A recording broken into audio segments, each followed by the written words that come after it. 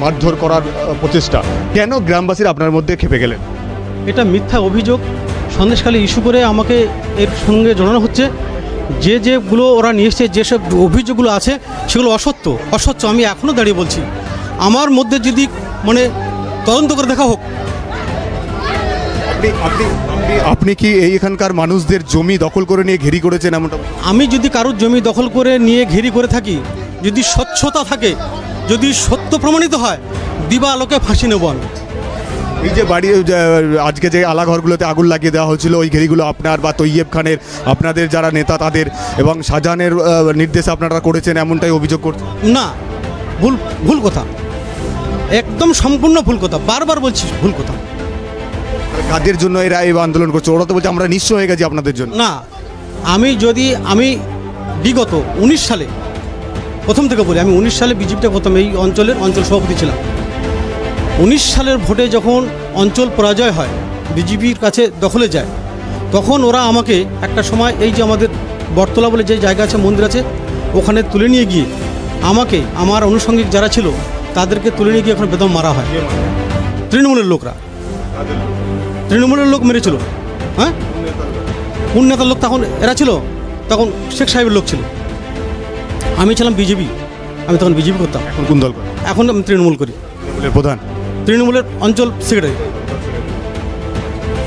তাহলে আমাকে তখন মেরে ধরে ওরা নিয়ে নিয়েছিল।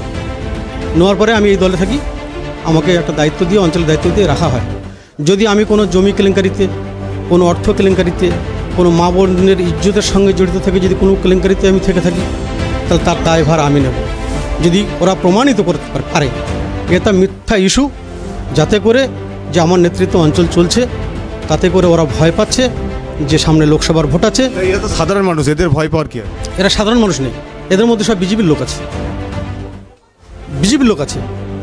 এরা যারা এসছে তারা বিজেপির নেতা এবং তাদের অনুগামী, তারা এটা করাচ্ছে।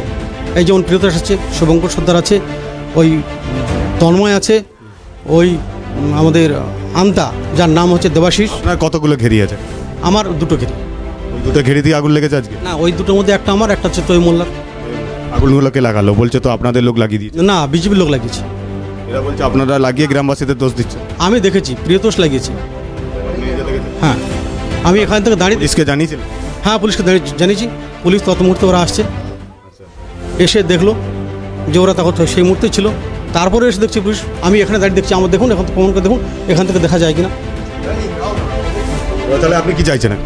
আমি চাইছি আইনের দ্বারস্থ হব। আমার ঘর বাড়ি গাড়ি ভাঙচুর করেছে, আমার বাড়িতে আমার ওয়াইফ ছিল, তাকে অত্যাচার করেছে। আপনাদের সামনে তো ঘটনাটা ঘটলো, আপনারা নিশ্চয়ই দেখেছেন। অজিত মাইতির সঙ্গে কথা বললাম, যার বিরুদ্ধে মূলত অভিযোগ ছিল গ্রামবাসীদের যে তিনি এই এলাকার গরিব মানুষদের জমি দখল করে ঘেরি করেছেন এবং এই এলাকার মানুষদের সমস্ত কিছু লুট করে নিয়েছেন। সেই অজিত মাইতিকে ঘরে পেয়েই এলাকার মানুষজন চড়াও হয়েছিল, তার বাড়িতে ভাঙচুর করা হয় গ্রামবাসীদের তরফ থেকে। সেই অজিত মাইতির সঙ্গে কথা বলেন, তিনি বলেন মিথ্যা অভিযোগে তাকে ফাঁসানো হচ্ছে এবং তার বিরুদ্ধে চক্রান্ত করা হচ্ছে। ক্যামেরায় সুরজিৎ প্রামাণিকের সঙ্গে মফিজুল।